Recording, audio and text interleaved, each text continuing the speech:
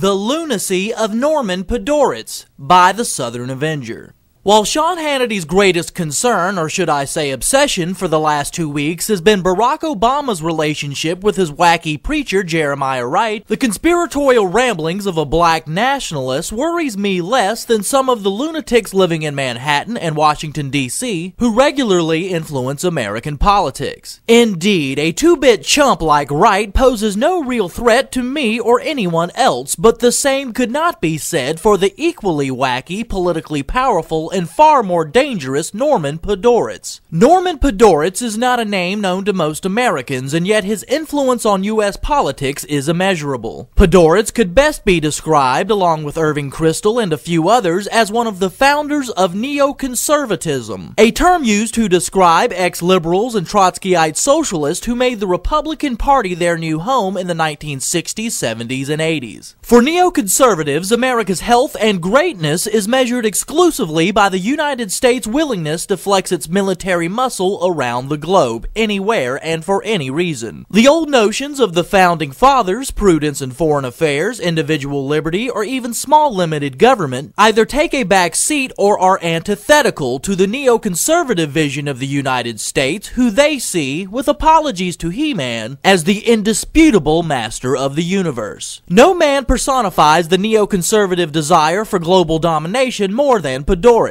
In the 80s, Podhoretz was angry at Ronald Reagan, who he considered a wimp in his handling of the Soviet Union. In the 90s, Podhoretz applauded Bill Clinton for bombing Kosovo, as conservatives questioned what U.S. national interest was served. In the new millennium, Podhoretz led the charge to invade Iraq, claiming Saddam Hussein was a direct threat to the U.S., that Iraq was, quote, on the precipice of nuclear power, and that further hesitation would only allow Iraq to grow more dangerous. Oh yeah, and Podhoretz told us Saddam Hussein was the next Hitler. True to form, Podhoretz always has a new Hitler on his agenda. Many will argue that Podhoretz's drastic miscalculations concerning Iraq and on other foreign policies don't make him a lunatic, just wrong, as the Bush administration made many of the same statements and gross exaggerations before the war. But Bush's policy, both then and to this day, has more to do with the ideological influence of men like Podhoretz than it does military intelligence, CIA intelligence, or even common sense. That's exactly what makes a man like Podhoretz so scary, and if you don't believe me, just ask recently retired Admiral William Fallon, who paid the price for daring to use his military judgment to question the neoconservative vision of the Bush administration. Unlike Admiral Fallon, who said, quote, the constant drumbeat of war is not helpful, Podhoretz is enthusiastically beating the bongos for war with Iran, shamelessly using the same logic he did with Iraq. Pat Buchanan explains, quote, Norman Podhoretz writes that as an American and as a Jew, I pray with all my heart that Bush will bomb Iran. Podhoretz sees us at Munich in 1938 and Mohammad Ahmadinejad as Hitler. Time to return to planet Earth. Buchanan's suggestion that Podhoretz is a space case is by no means an exaggeration. For example, as most Americans and the entire world now see Bush's foreign policy as an abysmal disaster, Podhoretz believes Bush hasn't gone far enough and served as a foreign policy advisor for Rudy Giuliani precisely because he believed Giuliani would be even more aggressive. But never underestimate Podhoretz's influence on our current disaster of a president. Reported the New York Observer in October, quote, Mr. Podhoretz can take some credit for the Bush administration's articulated worldview. In late spring, he met with President Bush at the Waldorf Astoria to share his views about what to do with Iran. As Karl Rove took notes, Mr. Podhoretz stressed that anything short of military action to prevent Iran from getting nuclear capabilities would fail, and that America needs to strike to prevent another Holocaust. So, Barack Obama knows some crazy black dude with no political power who uses reckless language. Wow, that's pretty scary. Our president takes advice from some crazy white dude who's always talking about another Holocaust or another Hitler, and uses such reckless language to justify eternal wars that he is eternally proven wrong about. When is someone going to address this dangerous menace? My guess is no one will, as men like Karl Rove continue to take notes, the world takes cover, and Americans unknowingly take their chances with an absolute lunatic.